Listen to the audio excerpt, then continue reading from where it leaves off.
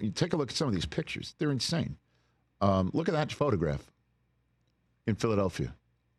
If you look closely, After I the win. think you see Chris Long in the back. Do you really?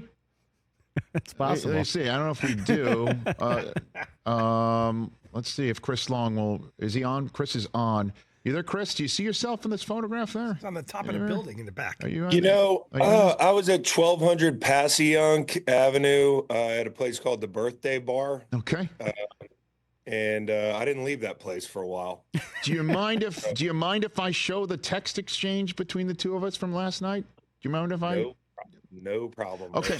So I text him, hey, lots to talk about after the NFC Championship game. Sure. Here's the response I got. I'm so shit-faced. That's what he wrote. We blurred it out, so I said the word. I'm sorry to the Roku channel audience, but did it before the radio return. I just wrote back, this is a delightful response. Yeah. So you're hydrating? Somebody tell my coordinating producer, Mike Hoskins, says you were wearing goggles when you first logged on.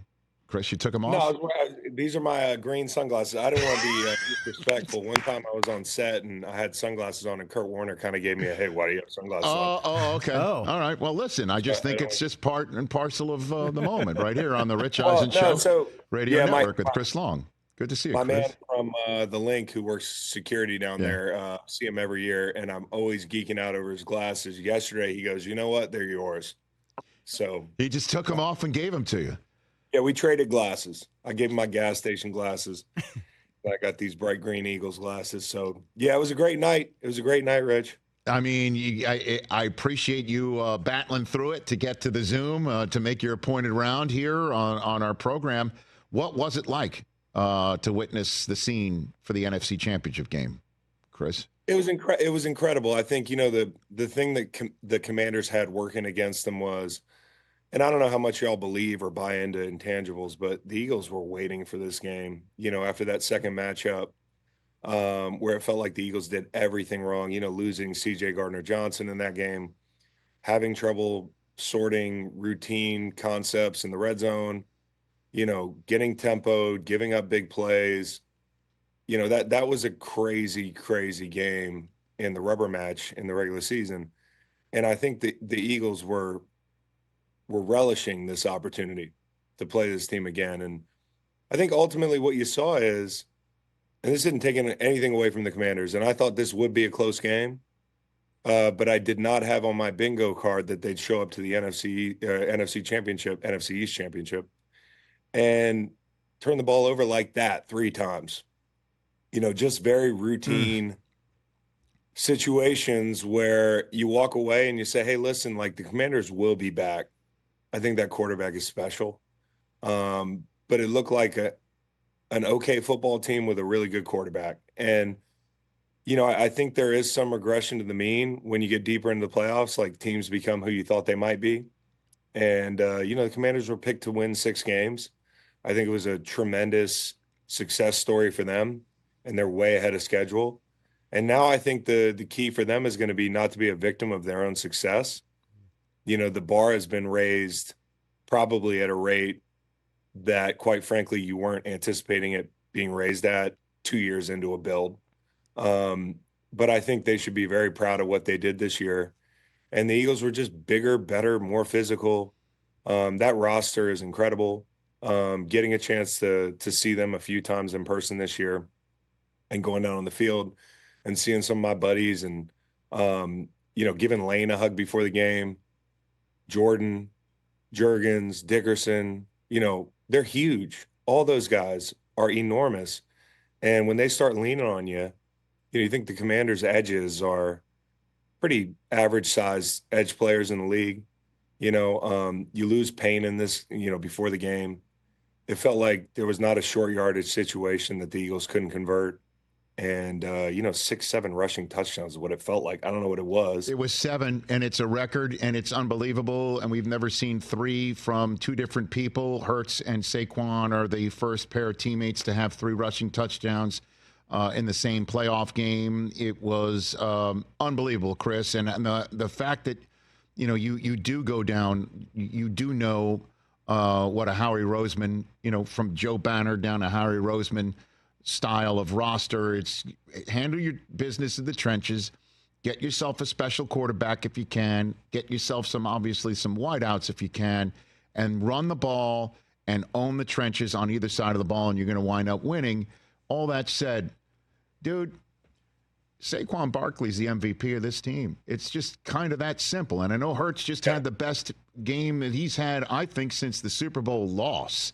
And I'm talking about regular season. He had his best game since losing the Super Bowl, where he could have been the MVP of a losing team for only the second time in the history of that game.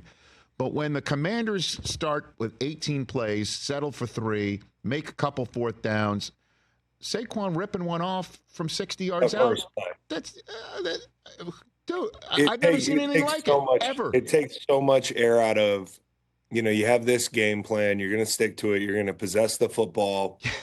You're going to go on an 8-minute drive. You're going to convert on fourth down, although you don't go on the last fourth down, which to me, in a game where you're probably going to chase points, it's never too early if you know yourself and you know your enemy, So in that situation, I would have gone. But the fact that Saquon ripped that run off the first play of the game just flipped the script. And, at that point, speaking to the roster, and I would say this, I saw Howie after the game, saw Jeffrey, saw Nick, and, I said to Howie, was like, man, this isn't an accident. When you're back here with 3 different teams, 3 very different teams. I mean, there's a lot of crossover from the team that went a couple years ago, but they've made key additions.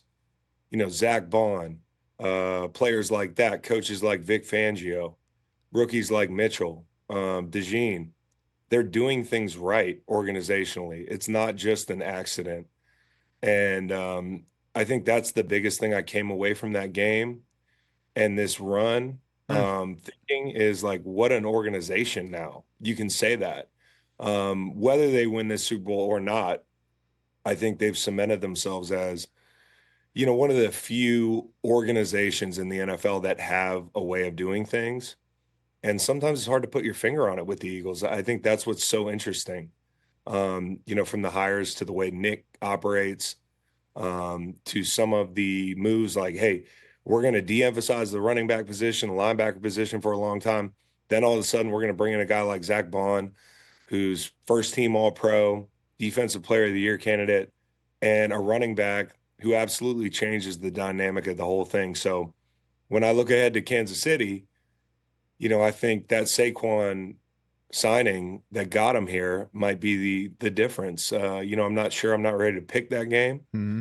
But when you watch the Buffalo Bills go for 100 yards in the second half pretty quickly on the ground, this Eagles front is better and the back's better, as good as James Cook is. I think it's all going to be about the chess match between Spags and Kellen Moore and Jalen. And for Jalen, let me say this. He's going to get held a lot of the talent around him against him, and I've done it before. Sometimes you look at it. This roster might be one of the best rosters the past 10 years in the NFL, like top to bottom. And so the quarterback is going to get a lot of heat when they don't win. And the style of play has not lent itself to him being heavily celebrated.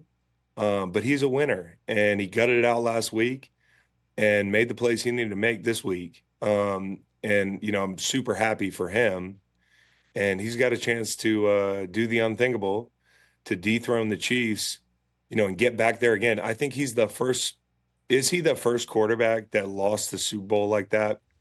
And I saw some stat today. What was it, Cowboy? I got it for you. Jalen Hurts is the first quarterback to lose his first Super Bowl appearance and get back to the game since Jim Kelly did it 3 times. And everyone else since then has not made it back until Jalen Hurts just did. That's correct. That's really impressive. And thank you, Rich. That's not my strong suit. I got you, buddy. Reading factoids and recalling them with accuracy, but whatever it was, it impressed me hearing that. And he's shown a lot of resolve. So I got to tip my cap to him and the entire organization. Well, listen, recalling stats might not be your strong suit, but getting poop-faced and coming on and giving some excellent conversation the next day isn't my strong suit. So I appreciate you. We're both filling each other's gaps in right now. You got to stop drinking at like 10 o'clock. That's the key. You stop drinking at 10 o'clock, you sober up by 2 a.m., and I was up at 1 a.m. I was up at 1 a.m. Yeah. After I rode the Four Seasons elevator in Philadelphia, which is a spectacular elevator ride. I rode it up and down probably 7 times. I sat in my room and watched the Kansas City Buffalo game again because, I definitely was watching that game at the birthday bar, but I did not see it in detail. So the eye in the sky was a little blurry at the birthday it was, bar. but it was. I had my Bills glasses on. I like it. I was screaming at the TV. We had a back room. It was amazing. But, when you watch it back, you really picked up a lot of stuff you don't see when you're drunk at a bar watching the game. Wait, Chris, isn't that interesting? Did you do the bench press at the tailgate I saw people doing? That was kind of cool. Yeah, it's a great question. My sidekick, Bo Allen. He did. He was impressive, Bo. He did it a couple weeks ago. He's a real powder keg. Yeah. Now, he didn't break the record, which – bench is kind of an everyman thing where you could get some steroids and probably you could be like anybody and win a bench competition. So, I think Bo had some stiff competition that's passed through that lot over the years. I did see yesterday a pig roast in a shopping cart. That was my favorite thing that I saw. And then I met Wolfie from the Howard Stern show. Which was a big deal as well to my mom, especially, who was tailgating with me. She loves the Howard Stern show. Who doesn't, right? You know what you're going to see at the link. And Bo bench pressing is just one of the many things. Fantastic. So in the few minutes I have left with you, I'd love to get your impression on the AFC Championship game because our business. It's going to be all about what the Bills could have done, what they didn't do, because Allen has his kryptonite and Mahomes again. And so what is your opinion of the Bills' performance in this game and what we should take out of it legitimately as to how it could have been different, Chris? Well, I think a couple things happening in this game changed the whole thing. I mean, Benford going out early in the game flipped the whole thing. The Bills' defense, especially the safety position with Cole Bishop up and DeMar Hamlin, was going to be a problem. But Benford's a good player. And you were going to need him, especially with as much man as they seemed to want to play last night. And they were stubborn about that. And Elam comes in and, you feel bad for him because he's getting picked on and, he's not supposed to be out there. But when you look at that secondary as the game goes on, it's just not competitive. And Mahomes, Reed, too good, crossers, bunches and stacks.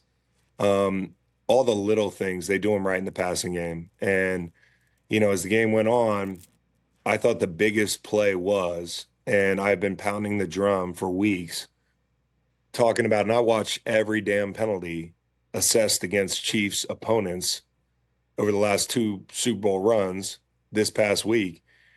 People saying they get calls and that sort of thing. I've been, trying to be as balanced as I can and say, hey, I don't see it. But I got to tell you, I thought Josh had that first down. And I think if he has that first down, they win that game. It didn't go that way. And then at the end of the game, Spags, his excellence, heating them up at the right time, and the slide being the wrong way. Just chaos. People say Josh should have hit Khalil Shakir on the orbit motion. Yeah, he's got a guy in his face. I mean, the play was over. The play was over, Chris. I think to me that's asinine. Yeah. To try to parse that play that way when the guy puts the ball on the tight end at probably the 40-yard line. I don't know where it was. It's unreal. He put it on him. I don't know that he meant to put it there, but he put it right on his hands, and the guy didn't come down with the ball. And in that situation, I believe, again, we're going to have an opportunity to tie that ball game where the Bills. And so, listen, I don't want to take things away from the Chiefs. I think it goes without saying, we all marvel at what they've been able to do. The hardest thing in the NFL is to get back on the horse and do it again. And to do it again, and now maybe again, puts them in, rare air. Whatever happens in 2 weeks. I was so impressed with Kansas City's interior defensive line, and conversely, just disappointed in the Bills and their game plan on 2-point conversions, short yardage. I know you're picking them up but I would have liked to see a little bit more creativity in those situations. And it felt like some of those plays were kind of throwaways, and I know they're not, but that's what won the game for the Chiefs.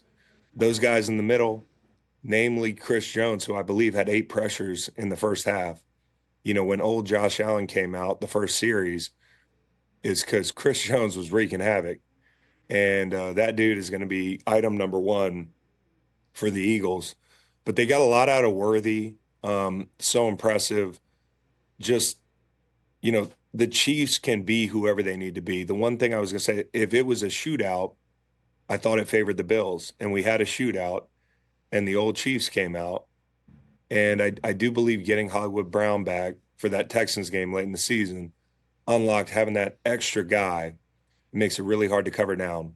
And now they can do this stuff again. And scary, very scary if you're an Eagles fan. I look forward to seeing all that. What's the Greenlight Pod plan? What's your show plan? We can get out there for people to. Yeah, probably get down on Wednesday, Rich. Okay.